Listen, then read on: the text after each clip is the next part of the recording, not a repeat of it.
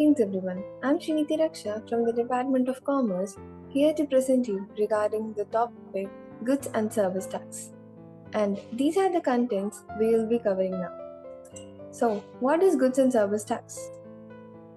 It is an indirect tax that is to be levied on every value addition of products that are sold in the market, and that can be replaced by multiple indirect taxes which are levied by both central as well as state governments. It is a domestic indirect tax for the whole of India. And France was the first country to implement GST, and India follows a dual-based model of GST along with the other countries just like Australia, Brazil, United Kingdom, Spain, etc.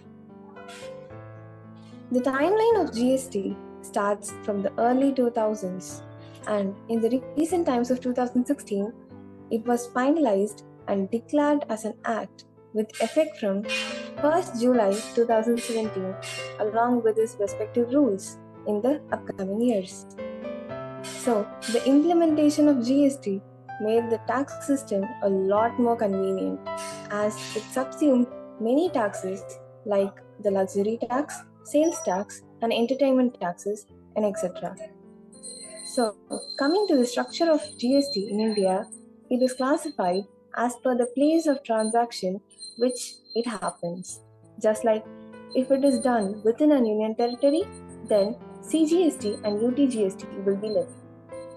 If it is done within a state, then CGST and SGST will be levied. If it is done between the states, then IGST will be levied. So, it is clear with this that we have three main types of GST, which goes like CGST, which stands for Central Goods and Service Tax, and SGST for State Goods and Service Tax, and IGST for Integrated Goods and Service Tax, and UTGST for Union Territory Goods and Service Tax, which replaces SGST in the Union Territories like Chandigarh. And GSTN stands for the GST identification number that every businesses will be allotted. That will be based on the PAN-based 15 digits. And GSTN refers to the network in which GST matters will be dealt in.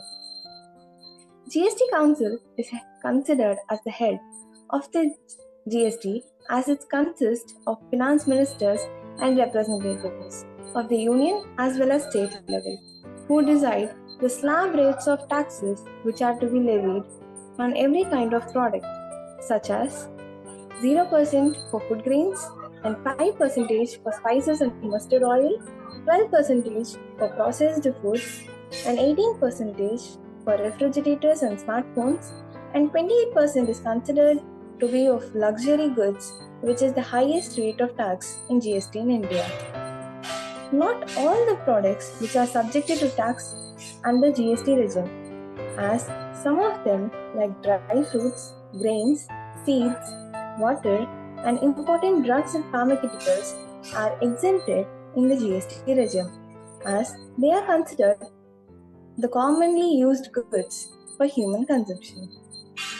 As every good student gets a reward, the new system of GST has also a feature called as input tax credit, which goes like the input tax credit is a tax that is reduced from the output tax payable on an account of sales.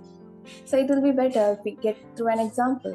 So let's say Mr. A purchased goods on which GST at 18% was rupees 3,240, and he sold goods worth rupees 22,000 on which GST payable by the customer is 18% of rupees 3,960. So the output GST payable by the customer is this much, and when we deduct the GST which is to be paid by Mr. A is 3,240. So by deducting this 3,240, we get a net GST payable amount of rupees 720.